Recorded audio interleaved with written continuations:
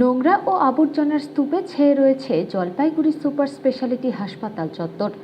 জঞ্জালের স্তূপের জন্য এলাকার ড্রেনেজ ব্যবস্থার রীতিমতো বেহাল পরিস্থিতি। এজন্য সামান্য বৃষ্টিতে জলমগ্ন হয়ে পড়েছে হাসপাতালের গেট থেকে শুরু করে গোটা এলাকা। দুর্গন্ধময় এই নোংরা জলের জন্য হাসপাতালের সামনে থাকা দোকানগুলো খুলতে পারেননি ব্যবসায়ীরা। বিষয়টি জানতে পেরে ঘটনাস্থল পরিদর্শন করেন জলপাইগুড়ি পুরসভার চেয়ারম্যান ইন কাউন্সিল স্বরূপ মণ্ডল। জলপাইগুড়ির টিবি হাসপাতাল পাড়া সংলগ্ন সঞ্জয়নগর কলোনি এলাকায় রয়েছে সুপার স্পেশালিটি হাসপাতাল। সেটাও না না, সেটা ইন্টেনশনালি। কালকে আমাদের পাহাড়পুর তো নেতৃত্ব এসে বলে গেছে, তারপরেও করতেছে না ইন্টেনশনালি। এগুলো একবার না, একাধিকবার ব্লক করে দেওয়ার পরে থেকে এই জলের এই অসুবিধা হচ্ছে। দোকানটার মানে কিছু করা যাচ্ছে না, যা জল কাদা একদম নোংরা।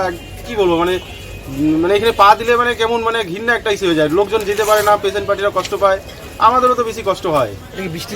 বৃষ্টিতে হচ্ছে কেন জল যাওয়ার কোনো রাস্তা নাই, টোটাল রাস্তাটা একদম ব্লক হয়ে যাচ্ছে।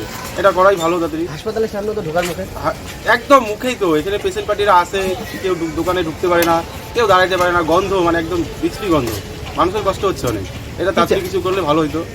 কি নাম আপনার? আমার নাম চন্দন মুখিয়া। এই জায়গাটার নাম সঞ্জয়নগর কলোনি। এই 2 দিনের বৃষ্টিতে আমাদের এই 10 তলার সামনে টোটাল দোকান বন্ধ হয়ে গেছে, রাস্তায় জল জমে গেছে। সামান্য বৃষ্টিতে বন্যার মতো পরিস্থিতি, সব দোকান দেখেন জলে ডুবে আছে। দোকান খুলে নেই না, কি করে দোকান খুলবে? এখানে তো আমরা নিজেরাই দাঁড়াইতে পারি না, কাস্টমার দাঁড়াবে কোথায়, যাবে কি করে? খাওয়া দাওয়ার দোকান এগুলোর মধ্যে জল এরকম নোংরা অবস্থা কি করে সম্ভব হয়? কোনো মতেই সম্ভব না।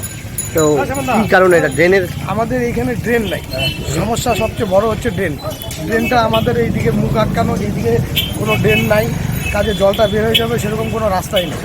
এই অবস্থায় আমাদের দোকান পাশার বন্ধ, সংসার চলা নিয়ে খুব অসুবিধার মধ্যে পড়ছি।